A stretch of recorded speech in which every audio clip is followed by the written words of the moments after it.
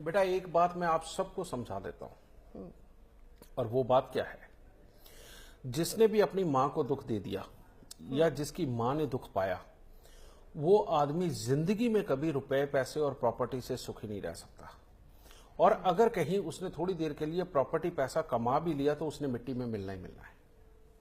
ये बात कभी मत भूलना। इसलिए मां से कभी मत बिगाड़ो। बाप से, जिसने अपने बाप को दुख दिया, समझिए, उनके खिलाफ गया, उनके साथ विचार नहीं मिले और उनको भला बुरा बोला, वो अपने काम के अंदर कभी भी स्टेबल नहीं हो सकता और उसको शारीरिक कष्ट जरूर आने। अगर शारीरिक कष्ट नहीं आए तो उसका बेटा नालायक निकलेगा।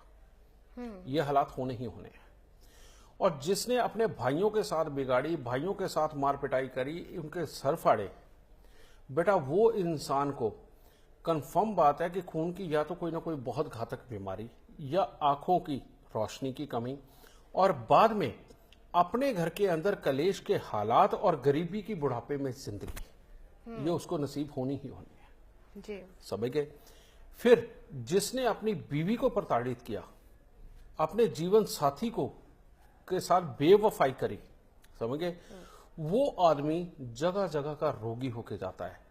और वो दुनिया को दिखावे के लिए भले कह दे कि परमात्मा मेरे साथ क्यों ऐसा कर रहा है, लेकिन उसको खुद को पता होता कि मैंने ऐसे कर्म क्या किए हैं जिसके कारण अब मैं रोगी होके जा रहा हूं। समझ गए।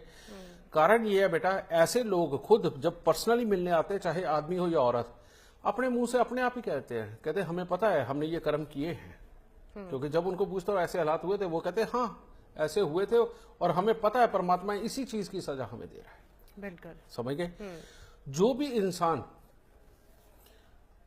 धोखा देता है, खास तौर पे चाचा या ताऊ को, समझ गए, वो इंसान पहले बेशक फ्लरिश कर जाए, लेकिन सारी जिंदगी उसकी लड़ाई झगड़े क्लेश कोर्ट कचहरी दवाइयों के दौर इसी में जाती है।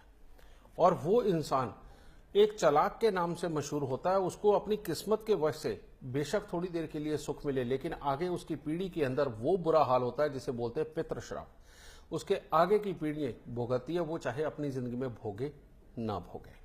समझ गए।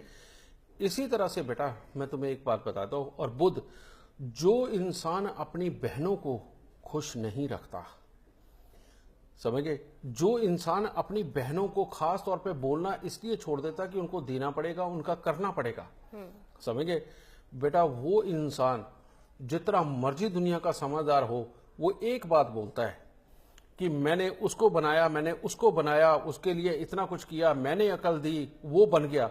लेकिन बेटा उससे पूछ के देखो वो क्या बना, वो कभी जिंदगी में ढंग से नहीं बनता। समझ गए। इसीलिए बेटा जो ग्रह है वो तुम्हारे रिश्ते ही है, और तुम्हारे रिश्ते ही ग्रह हैं। इनको संभाल के रख लो, इनसे प्यार कर लो, इनको देना लेना शुरू करो, इनके साथ मेल जोल बढ़ाओ, एक दूसरे के काम आना शुरू करो। देखो सारे ग्रह अपने आप ही सेट हो जाएंगे। जिस जिसके भी बिजनेस खराब है, बेटा बहनों को मानना शुरू कर दो। और ऐसा ना हो कि पड़ोस की बहनों को मानते रहे और अपनी से दुश्मनी ही चलती रहे। इसीलिए बेटा अपने खून के जो ताल्लुकदार है, भले उनके साथ कहां तक की लड़ाई हो, उनको मना लो, खुद पहल करके मना लो, अपनी ईगो को छोड़ो परा। समझ गए।